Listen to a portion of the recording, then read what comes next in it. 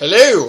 So first I'd like to take the opportunity, first and foremost, to thank you for allowing myself and yourself to have a reasonable, rational conversation. I don't get that treatment very often, so thank you. On Facebook we're having a conversation about, essentially there's a picture of a Westboro Baptist Church member, God hates fags type person. And we're going through the notions, and I figured instead of typing another response that I would essentially answer what you're asking me on this video. Okay, so the Bible says that homosexuality is wrong. That does not mean that they need to be killed. They have free will. Neither human nor God will take that away from them. Yes, I believe it is a sin, but it's their choice, and that's between them and God. Okay, well, the Bible says that they have to die. Okay, I'm not saying that. That's what the Bible is saying, and it's not really a free will choice if you choose to be gay and then you go to hell. You know what I mean? Isn't that like the ultimate punishment as it is? So that doesn't seem to me as if you actually have free will, because if you utilize your free will to make certain choices, you go straight to hell, and that's not right. And not only that, but most of us are going to hell anyways because we all had sex before we got married.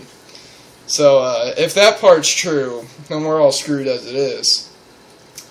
So you believe it's a sin. Well, if you're allowed this choice, these rights, these options, why are they so bad? That's what I don't understand. DK, it doesn't make sense. I said I am an atheist, so obviously I'm not going to advocate killing myself or anyone else.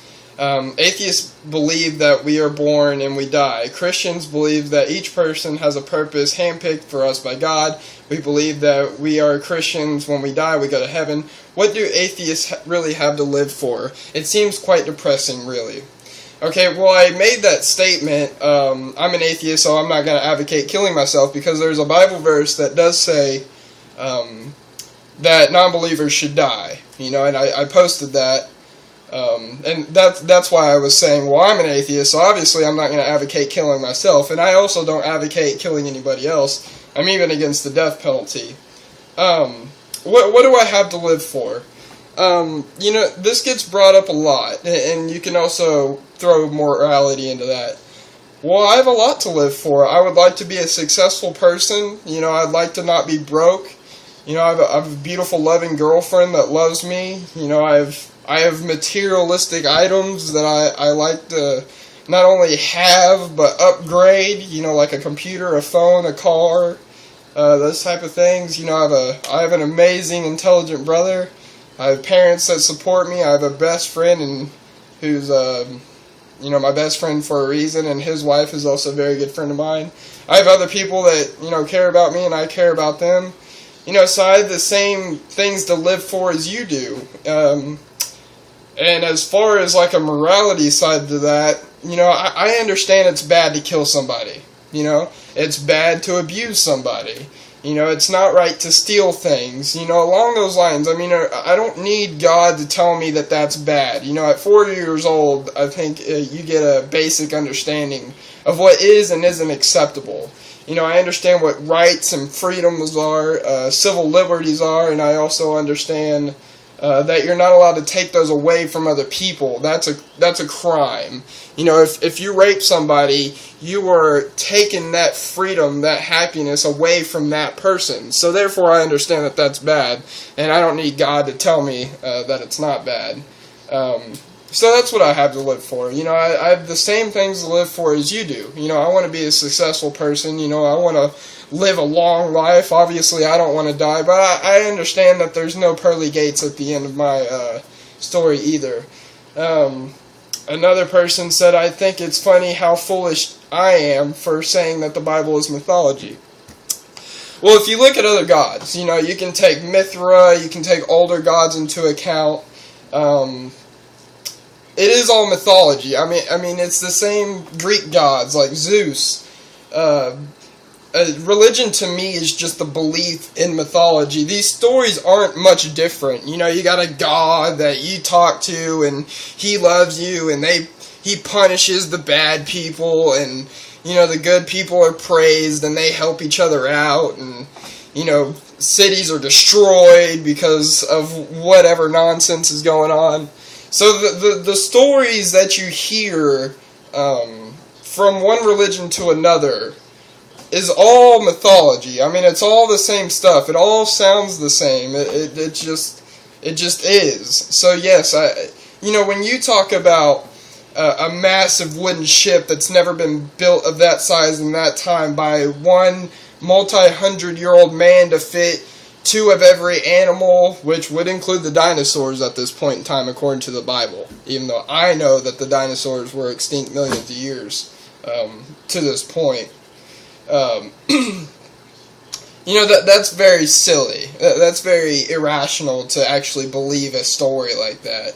There's no evidence that there's been a great flood. The last time there was an ice age was about 20,000 years ago. And the Bible only goes back to about 9,000 years, and you can take that by the ages and dates that they give, and it's all calculated back to be about 9,000 years.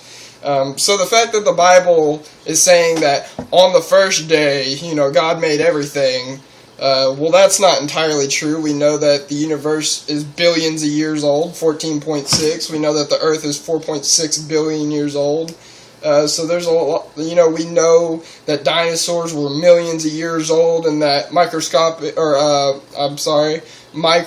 are billions of years old. So when you actually start to educate yourself and start to understand what evolution is and how long all this stuff takes and the small increment changes over millions of years, you start to understand that when the Bible says on the first day, and that first day just so happens to be 9,000 years ago, whenever human social evolution begun, you kind of know that there's some silliness going on there too.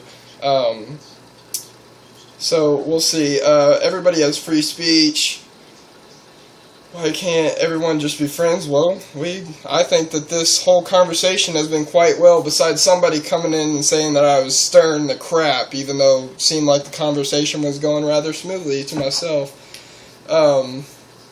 It'll never end. Yeah, that's right. This conversation between an atheist and religious people, or someone that's more scientifically literate versus someone that's more about faith and belief, that conversation is never going in until science, we already have enough evidence. We just need enough people that are willing to openly view and examine and observe this evidence and become to accept it. Because evolution acceptance is growing, thankfully.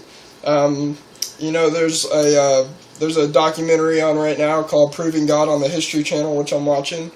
I watch this stuff. I study the Bible. As an atheist, I know more about Christianity than most Christians do. Let's see, what else? Just give me a moment. You don't have the right to say anything about one person. Also, I think you feel someone. Well, I can talk bad about. These aren't directed at me right now, but you can talk bad about religion because the ridiculous ideas. If I were to say that I saw a unicorn with a leprechaun riding on it throughout the grass out here in the back, you would call me an idiot. You would say that's an absurd notion. I know that unicorns don't exist, and then for a leprechaun to be riding one would be kind of ridiculous and unbelievable. That's exactly how I feel with manna falling from the sky, and many other stories that are in the Bible. Homosexuality is a sin. Is it really? It's really the choice. Like, I have the choice to sleep with females. I choose that because that's my preference. They have the choice to sleep with males. I don't know why that's wrong. I don't know why that's a sin. I don't know why you would be punished for that. The homosexuality has been going on for a long time. Not only that, but they don't talk about the females. I'm assuming they just didn't guess that females were gay and that they only went to males. Anyways, it's starting to wrap up, but I just wanted to kind of explain my side to you without typing all this out. So I do have a lot to live for. I still have morals, even as an atheist. I'm glad we could have this conversation. I appreciate you being a rational being. I'll catch you later, buddy.